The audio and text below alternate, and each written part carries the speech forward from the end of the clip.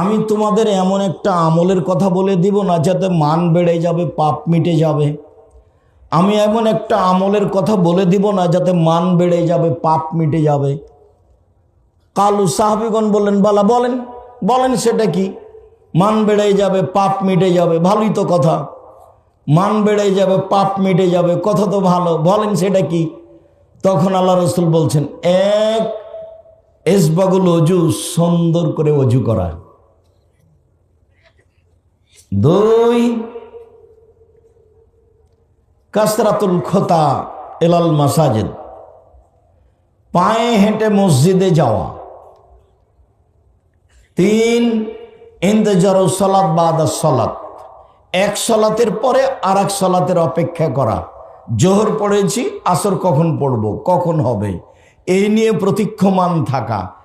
এই তিনটে যদি করে মান বেড়ে যাবে, পাপ মিটে যাবে, পাপ মিটে যাবে, মান বেড়ে যাবে, পাপ মিটে যাবে, মান বেড়ে যাবে।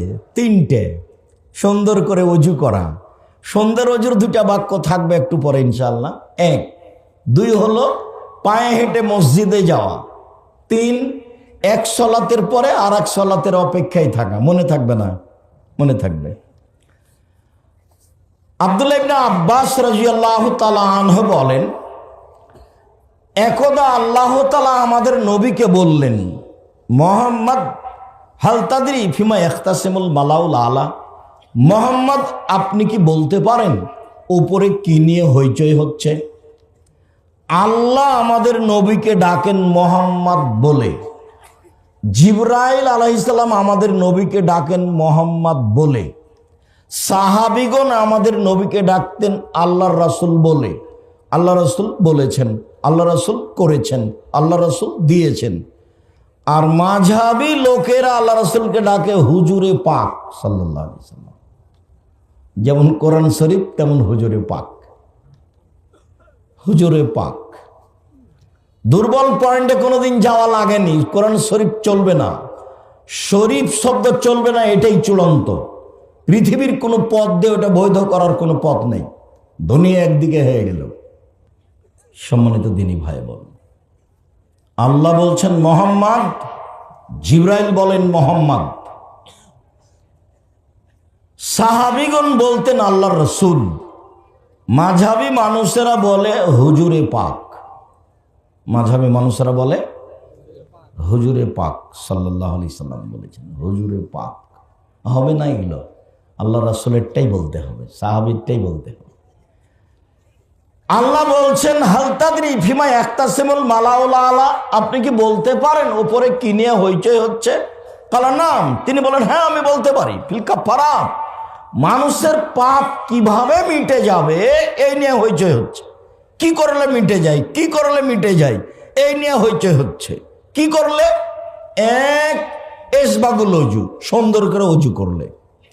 দুই, আল মাসল আল আকদাম, পায়ে হেঁটে মসজিদে গেলে। তিন, অল মাকসফিল মসজিদ বাদা সালাওয়াত, সালাতের পরে মসজিদে বসে বসে তাসবিহ তাহলিল জিকির আজকার করলে। সালাম ফেরার পরে লাফ দিয়ে দাঁড়িয়েছে, ঘুরে তিনটায় আসলো, পাপ মিটে যায়, মান বেড়ে যায়। এক, সুন্দর করে অজু করলে। দুই, পায়ে হেঁটে মসজিদে গেলে। তিন, সালাতের পরে মসজিদে বসে তাসবিহ তাহলিল জিকির আজকার করলে। এখন আল্লাহ রাসূল বলছেন মান ফালা আশা বেখাইরিন মাতা বেখাইরিন, এইটা যে করলো তার মরে যাওয়া ভালো, তার বেঁচে থাকা ভালো, তার মরে যাওয়া ভালো, তার বেঁচে থাকা ভালো, তার মরে যাওয়া ভালো, তার বেঁচে থাকা ভালো, দুটাই সমান। এরপর আল্লাহ রাসূল বলছেন ওয়া কানা মিন খাতিয়াতিহি কা ইয়াউমিন ওয়ালাদাত উম্মুহু, লোকটা হয়ে গেল পাপ থেকে সেই দিনের মতো যেদিন তার মা তাকে জন্ম দিয়েছে।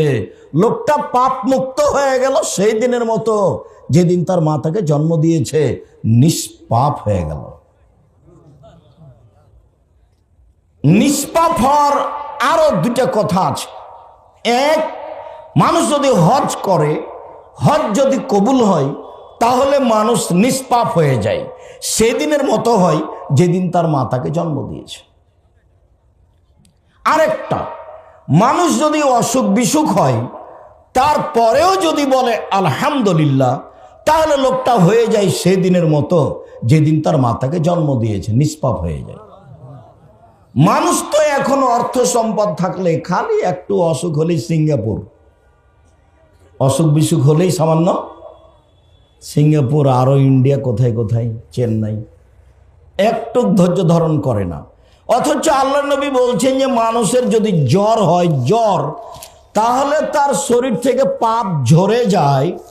লোহা, চাঁদি, স্বর্ণ কামারের হাপড়ে, কামারের ভাটিতে দিয়ে লাল হয়ে যাওয়ার পরে লোহাতে যে মরিচা আছে ওটা ঝরে যায় যেমন, স্বর্ণে যে মরিচা আছে ওটা ঝরে যায় যেমন, জ্বর হলে মানুষের পাপ ঝরে যায় তেমন।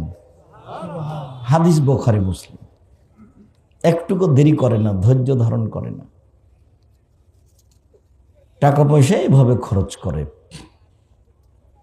3 ধরনের মানুষ নিষ্পাপ হয়।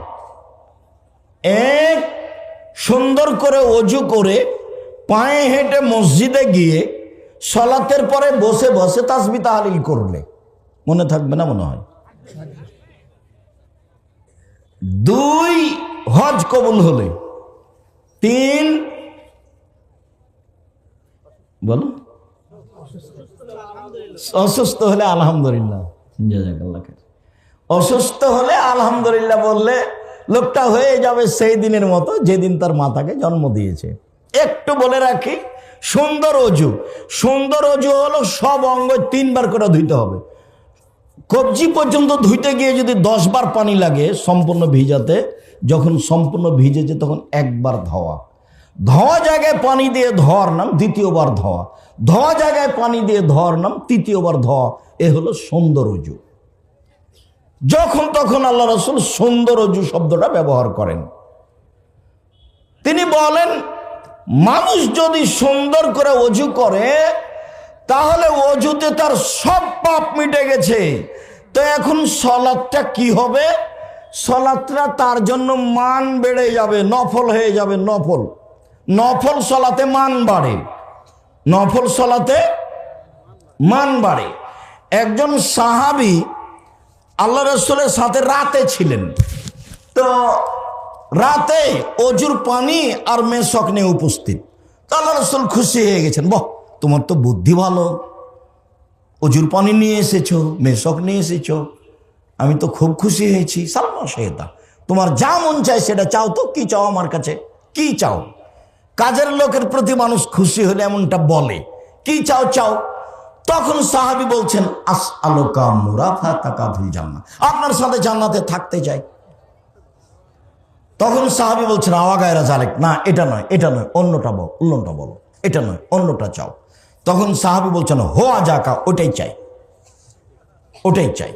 তখন আল্লাহ রাসূল বলছেন, আইনি বিকাসরাতি সুজুদ, আমি সরাসরি কাউকে জান্নাতে নিয়ে থাকতে পারবো না, তাহলে আমাকে সাহায্য করতে হবে বেশি সালাত আদায় করে, তাহাজ্জুদ পড়ে।